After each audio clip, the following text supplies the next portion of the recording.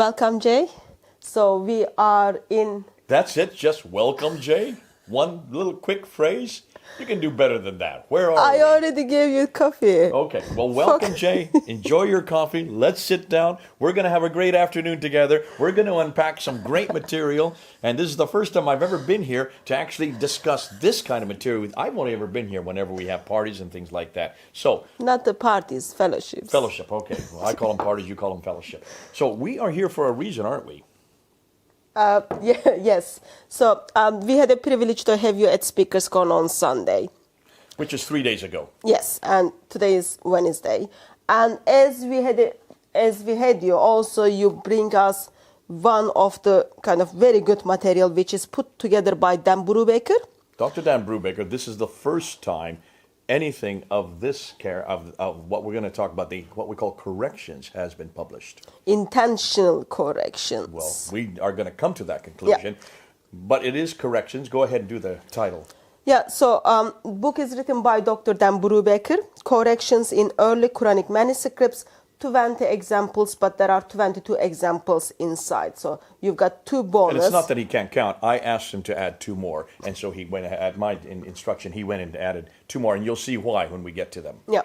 So book is available on Amazon. Please do buy it. Please read it, make use of it, and use it in the engaging with Muslims so that they can see unreliable of the Quran, which will allow them to hopefully give up Islam and come to Lord Jesus Christ. In fact, what's fascinating, Hatun, it was only made available on Amazon 2 hours before we got up. We got up at 4 o'clock in the afternoon. At 2 o'clock in the afternoon, it went live.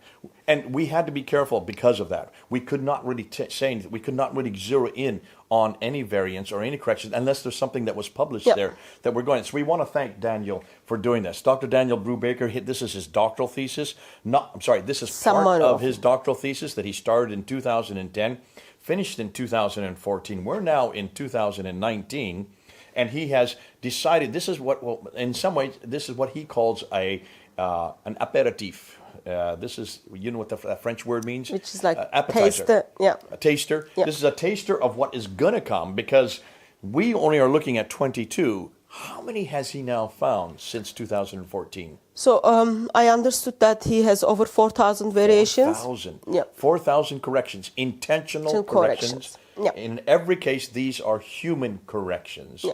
Keep reminding me of that, because that's the important thing we're looking at. So we try to bring up the material at Speaker's Corner, but atmosphere at Speaker's Corner is different. So you do have hecklers, you do have people who want to debate with you on the material while you are presenting. So what I ask you to come here, we can just go through the material quickly. Yeah. For those of you who wants to listen in a bit quiet manner and also understand well. This so is what thanks we call a for studio making copy. time. Yeah. A studio copy home is what copy. you... That's going to be home copy. Okay, in this way, home copy. But in the whole context of that is so that we don't have a lot of interruptions, so we don't have a lot of noise. And also so that you can take each one of these, but please, please, please, go buy the book, because we're not going to say what the book says. The book is much more in-depth. The book goes through, as you can see, it goes through an awful lot more material. You need to go and look at the background. Dan has done a great thing. It's made for lay people. It's made for you. And that's why you need to get the book. Go up on Amazon.com. Go and get it. Right now, did you know this?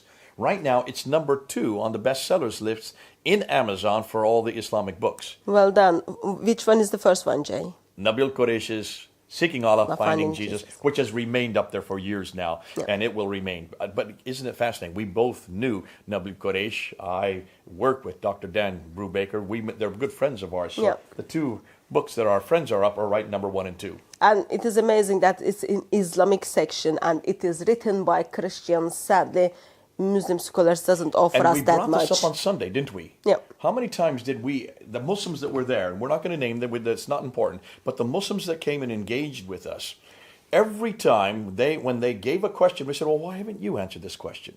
Why haven't you done this homework? This is your Quran. These are your texts. Why haven't you done a textual criticism of the Quran? I think amazing thing is when we look at the Bible, we see there is a critical additional of the New Testament. Okay, so you can just go and even buy it from the shop. I do have one in my study room. Versus I cannot go to shop and buy the critical edition of the Quran. Doesn't exist. Doesn't exist. There Even is no historical critical analysis of the Quran. Has not been done by any Muslim of note that I'm aware of. There may be some that I'm not aware of, but the ones who are doing it are those who are the Orientalists. Yeah.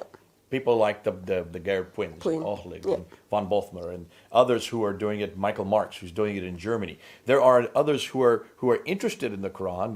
François de Roche out of France. So they are actually looking at the manuscript analysis. But as far as redacted criticism, that's when you take and you appoint something, you push something back to another time period. That's called redacting it back. Source criticism, when you look at the Bible, they made all kinds of claims that much of the stories in the Bible came from other sources. That was invented on the Bible. That kind of criticism of the Quran, we are now doing it. St. Clair Tisdale started that back in the 1900s, early 1900s, about 100 years ago. 1910, I think, is when he published. So it has been around. What we haven't done, what has not been around, what no one has dared to do, is to look at the Quran itself, look at the text, look at the manuscripts, and ask the million-dollar question, which must be asked of every piece of literature that is historical, like the Bible, the Upanishads, the Vedas, the Bhagavad Gita, the Granth Sahib for the Sikhs, and then also the Bible for the Christians. But this book here, where are the original texts? Or where is the critical edition of the Quran? And define what you mean, critical edition of the Quran. They don't know what you're saying. So when I buy the Quran, I would love to see, for example, in Surah 7 verse 86 just came up. I love to see under it there are footnotes which tells us this word has been edited or taken away or not there in the certain manuscripts. Okay. So now you brought up two things that we need to unpack. Yesterday, on Sunday, we did ask this. The fellow that was on the ladder next to us, who put his ladder from the Awatim, he was very clear that, and we had to really push him on this. He said he was very clear that the textual tradition of the Quran can be traced right back to Muhammad himself. And then he corrected himself and he says to the time of Uthman 652, because he knew he dare not say Muhammad, because that's just untrue. So but let's take that one step further. He then, when we asked him, okay, the textual tradition, that means you can find a manuscript that can be traced all the way back to the time of Uthman. He could not answer that, number one. So we said, okay, then can you find a manuscript or that's at all from the 7th century? He could not answer that. What did he finally say? It goes to the oral tradition and textual. No, and we were saying we're not talking about oral, because you can't prove or disprove oral. Oral is nothing more than hearsay. We wanted a textual tradition. That's what he had claimed, a textual tradition that goes all the way back to the time of Uthman. The Awatim expressed that they've got the 98% of the Quran. 97% of the Quran. By what date? Within 1st century of Hijrah, which is from 721. Which is from 622 to 721. So up to 721, they only have 97% of the Quran. And then we didn't ask him, we should have gone one step further.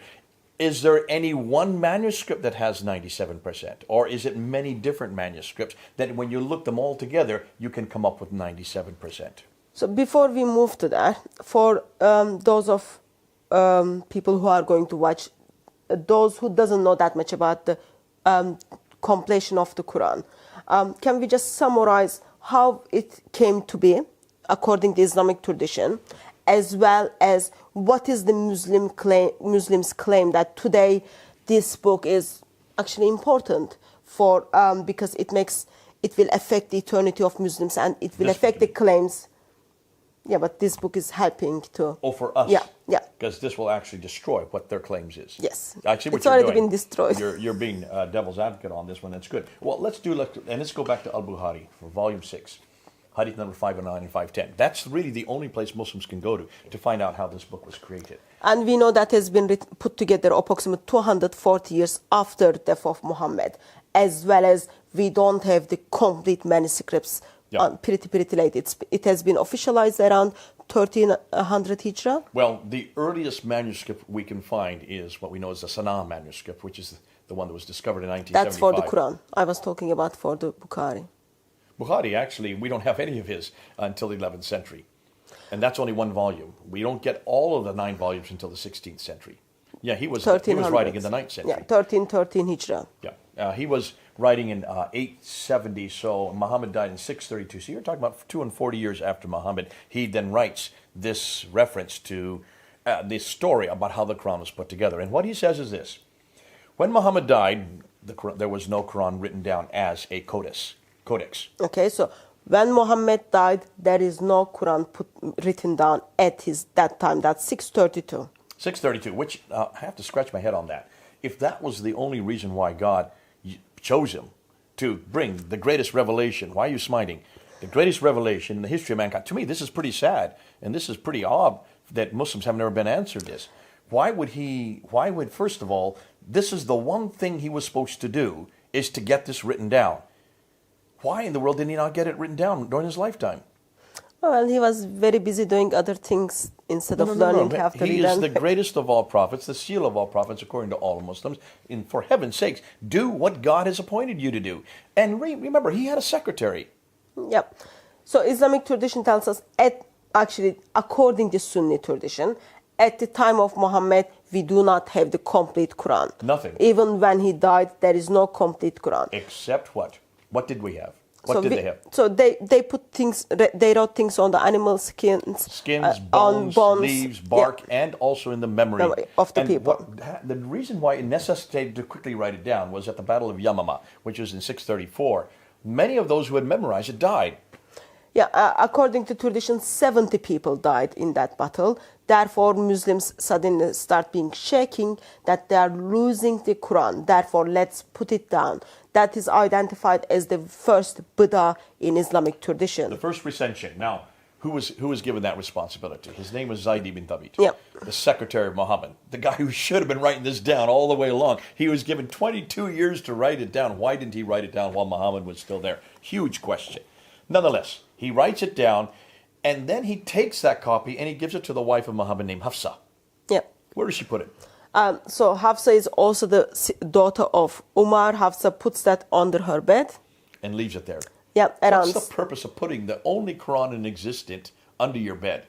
There is something going on with the beds. You know, like there was a Quranic writings under the Aisha's bed pillow, which sheep came and then eat it. So there is some that I think that's where you put the that's the place where you put the treasure, probably. Well, can you see immediately if there is no Quran there that they can look at, that anybody, because it's sitting under the bed of Hafsa for 20 years. For 20 years it sat there.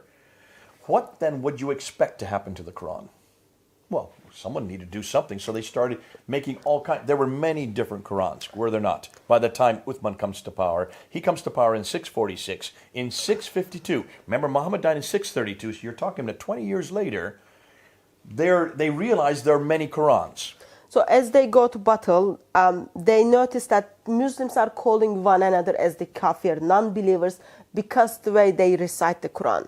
Therefore, Muslims approach the Uthman and then say, let's put together one perfect Quran, so that we don't want to see the division which Jews and Christians are having.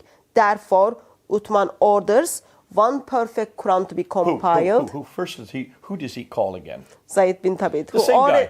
who already put together the Hafsa's Quran. And what did he say to Zayd? Go get that Quran that's under Hafsa's bed. Bring it here. 20 years later, it had not been looked at. No one's done anything with it. It's been sitting under the bed for 20 years. No wonder there's so many different Qurans. He brings it up, right? And then what does he tell him to do? Now, this is really interesting. For those of you who speak Arabic, you'll see why this is interesting. He says to him, if you have any disagreement, you meaning plural, well, that's because there's four of them. There's Zayd ibn Thabit, Zubair, Alas, and Hisham. There are three friends of Zayd ibn Thabit. All of them are literate. They all can read and write. They were all, I guess, secretaries. But he says, if you have any disagreement, write it in the Qurayshi dialect. By definition, what is a dialect in a written text? So how do you decide? How do you know a dialect in a written text? That's not my expertise, but my understanding is you need the vowels. And you need the diacritical marks. Yeah. You need to have the dots. Yeah. If you have one little smiley face, if it's one dot, it's a na. Two dots, it's a ta. Three dots above, it's a tha. One dot below, it's a ba. Two dots, it's a ya. Na, ta, tha, ba, ya. You can have 5 different letters, depending on what dots you put in. Now, if that is the case, that would make sense to get it in the right dialect. The problem, here's the problem, there were no dots. At the time he's doing this in 652, dots had not yet been invented. Dots were invented, of course, in other things, but not in Arabic. Those were only introduced in the 8th century, another 60 to 100 years later. Vowelization you talked about. How many vowels are there? Three. The Dhamma, the U sound, It's the not my Kasra, area the I of sound, expertise, yeah. the Fatha, the Ah sound. That's it, 3 vowels. Now there's long and short of each one, so maybe 6. But certainly these vowels were only introduced in the late to early 9th century. So how can he be asking them to make sure that they write it in the Qureshi, that there is no dialectical differences in the 7th century? Sake of the argument, let's say, yes, that is correct, because we know Bukhari is looking back and then thinking in the 7th century. Redactic, and this is a redactic critical analysis. From a redactic criticism, that is impossible. Yeah. So Bukhari is looking back and then putting that story for us. But also it's helpful to remember. Now, why? Because in the late 9th century, then there is diacritical marks. Yeah. In the late 9th century, then there is vowelization. He's basically saying, this is what I would do if I was in the 7th century. Get the right dialect. Without thinking, there was no dialectic differences in a nothing more than a razm. Razm means a consonantal text. Ooh, I love that. We're going to be talking a lot about that today. So, just wanted to make a point on, at the time of Muhammad received the Quran in 7 different ways. Okay? Wait a minute, hold it. How can you receive it in 70 different ways? That's called miracle of Islam. That's another topic. I'm asking you from an Arabic text point. You've just now contradicted what we've just been talking about. I know. So, readings. 7 different ways. Readings. Okay? And then Uthman steps in, and then Uthman says, get rid of that 7 different ways. Now we are going to make it only in one way. That's the dialect of Croatia. I'm asking you again, Hatun. How can you have 7 different readings? A reading requires diacritical marks. A reading requires vowelization. Are you seeing why I'm asking this question? You can't have... This is known as I ahruf can't and do qira'at. much about it if it is the miracle of Islam. Because when we look at the Islamic tradition, we see people are reciting Surah 25. One of the guy wants to grab other guy because of the way he recites, because it is very different than what they learned from Muhammad. Exactly. Muhammad steps in and then says, it's all right, this has been revealed to me in 7 different ways. How can you get revealed unless it's written down? You can't reveal a different dialectical reading in a written text if all you have is razm. I call it miracle of Islam. So... now, can you see, we are kind of going back and forth, but for those of you who are listening, can you see, especially the Arab speakers, this is a real difficulty. Case in point, if you were to go right down here and you were to go to the shop and you would go to the high street and you want to get an Arabic Quran, now you'd have to go to an Arab store and you want to don't have that in here. You don't have it here, but in London there are, especially around in Marylebone area, there are lots of stores where they're selling newspapers. When you go and get a newspaper that's been published in Egypt, when you open it up, you will see it's only in razm. It'll have some diacritical marks, but it has no vowelization. Why have they left the vowels out? Because the way they recite it is different. The way they read it in Morocco is different than the way you read it in Egypt is different than the way you read it in Jordan. Therefore, in order for them to sell it to as many Arabs as possible in many countries, they keep out all the dialectical differences. That's dialect. In order to even make it universal, you've got to keep off the vowelizations. At this point, how can you have even more than one vowelization unless you have the Dhamma, the Kasra, and the Fatha? That didn't even exist. So can you see, this is Bukhari speaking in the 9th century again. He's redacting it back in a period when this could not have happened. So in somehow that happens, okay? So, and then Uthman orders first Quran, second perfect Quran to be put together, and then he orders everything else to be burned. Hold on a minute. Wait. What do you mean burned? Wait. You're saying the manuscript itself were burned? Everything was written down. Beside that, one Zayd bin Thabit put together everything to get rid of that, and then he makes 9 copy and then sends these 9 copy. What does that tell you if they were burned?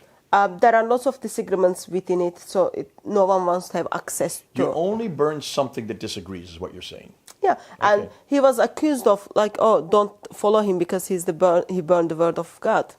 That's different topic anyway.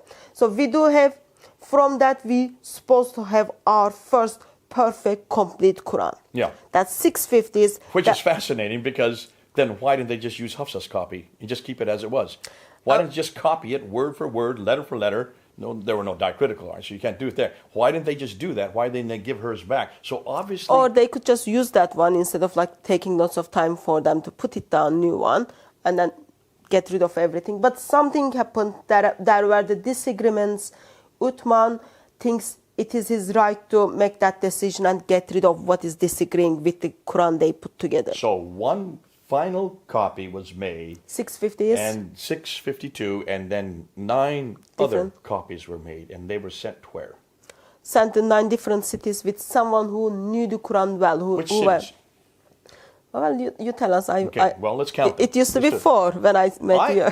Listen, I've been, for 37 years, I was always told it was Basra, Baghdad, Damascus. I'm sorry, Basra, Baghdad, Damascus, and Medina, and Medina. That was it. Those are the 4 I was always told. And I grew up believing that. I was taught that. I think many of you Muslims who are hearing me, that's all you've been taught for. But that's not how many provinces. There were 9 provinces at the time of Uthman. So let's do it. Basra, Baghdad, Damascus, Jerusalem, Cairo, Cairo, Alexandria, Aden, Herat, and Nishapur. Yeah. How many fingers do I have? So 9, you've got 10, but you are holding 9. So 9 different Qurans has been sent to the 9 different cities. 9 different cities. Of those 9 cities, how many are still in Islamic control? With someone who memorized it well. So besides Jerusalem... A scholar. A scholar went with this one. Yeah, besides Jerusalem, all the cities are still under the Islamic Empire, under the Muslims. In 1400 years, have any of those cities gone through any type of attack or any type of fire or any type of flooding? Any way that the manuscripts could have been destroyed? I think Tayyar Artikulaj would answer that question better than me, because he says, we don't know why, like there is no fire, there is no earthquake, there is nothing happened, yet we do not have the Quranic. We don't have one. Not one of those 9 exists today. Altıkılıç and Ekmen al-Nasalanu are actually 2 of the foremost scholars today in the Muslim world. The only ones who have looked at all 6 of the major manuscripts. They had spent 5 years doing that, and they came to their conclusion there is not one Uthmanic recension, which you can see is a real problem, because there's no Uthmanic recension. Either there's ineptitude, which I would suggest there is, or there were not 9 to begin with. But we're looking for 9. Okay, so now we don't have any Muhammad's Quran, any Abu Bakr's Quran, any Uthman's Quran, from Surah 1 to Surah 114. We don't have all 114 surahs in any Quran, and we brought that up on the ladder, didn't we? Yeah. We asked, basically, and this is what I want to say. I want to find 3 things, because every Muslim claims it is eternal, and the Quran says that in chapter 85, verse 22, right here. It is eternal. It is the eternal. It's on the eternal tablets. If it's on the eternal tablets, that means it has no creation. It has never been created. It exists eternally alongside Allah. That's the main. When we look at the Islamic tradition tells us if someone makes a claim that Quran has been created, they are not Muslim, they are kafir. So according to Sunni tradition, Quran is eternal speech of Allah, eternal word of Allah. The Mutazilites made this claim in the 9th century. What happened to them? They were all killed. Religion of peace? Yeah, religion of peace, not so much. And then ijtihad, which is the interpretation of scripture, was shut down for 1,000 years until Muhammad Abduh reintroduced it in 1905 at Al-Azhar University. So you have made some videos on this topic. Those of you who are watching, you can just go and check those videos. Let's move forward and come to Dan Brubaker's material. Well, let's just finish this up. I see we have 4 minutes, so let's just wrap it up real quickly, because we're not going to get into his material until the next video. What I would like to say is this. In the last 4 minutes, can you see there's some problems we have here? Immediately, first and foremost, we don't have the problems. Muslims have the problem. I have some problems with We are going to verbalize those problems for Muslims. Muslims, here I have it. First and foremost, can you see the Arabic that we're talking about could not even accommodate God's language, God's holy book. If this is such a great book, if this is the last of the revelation, if this is the final revelation, if this is the best revelation, why would God in his wisdom choose a language that could not even accommodate his revelation? The fact is very clear that in the 7th century, when you say it was revealed to Muhammad, there was no Dama, Kasra, Fatah, there was no diacritical marks. All there was a razm. The razm was a consonantal tech, which we're going to get into later. Can you see a problem immediately? Secondly, why would he choose a man who could not read and write to give his revelation to? And hold on a minute. So he couldn't read or write, but he didn't know Arabic, right?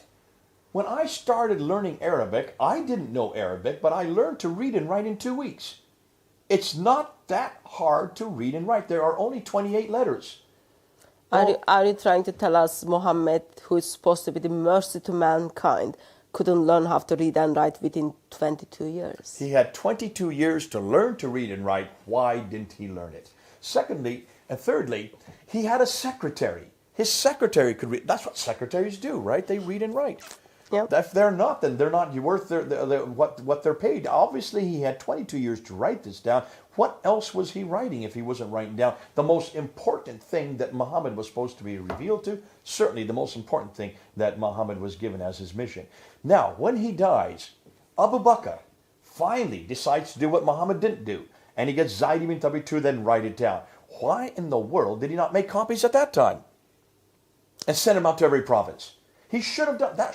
What did he do? He gives it to the daughter of Umar. She puts it under her bed. She used to be a wife of Muhammad. And she leaves it there for 20 years. To me, I don't know what's going on here. But if you have one responsibility for the Quran, you should make copies and send it to every nation and every city. And then read and then guard it, for heaven's sakes. But in 20 years, they couldn't even guard it. Obviously, there were many derivations. So the Uthman comes around, and he then goes and, hold on a minute, why does he copy that one? Why didn't he just take 9 copies from that one? Let me just express something. Within 20 years after death of Muhammad, so far what we saw is oral tradition has failed. Oral tradition is not that trustworthy because there are different Qurans are up there. There are lots of misunderstandings regarding the recitation of the Quran out there. So the whole thing of ahruf and qira'at is absolutely innocuous. But even so, let's just take on board that these were different readings. We pretty much well know this is not different reading because you don't have any diacritical marks, nor do you have nor do you have the vowelization to even delineate a dialectic difference in a written text. Now, if that is the case then, and I want to ask Muslims to please answer me on this, then why in the world did Uthman have to then destroy and burn all the remaining manuscripts? And if he then took this one manuscript, made 9 copies, sent it to 9 cities, where are they? I would like just one. I would like just one of the 9. We can't even find one. So one Quran from Surah 1 to Surah 114 with the 6,236 verses from the time of Uthman or from 650s. And unchanged. We'll leave it there.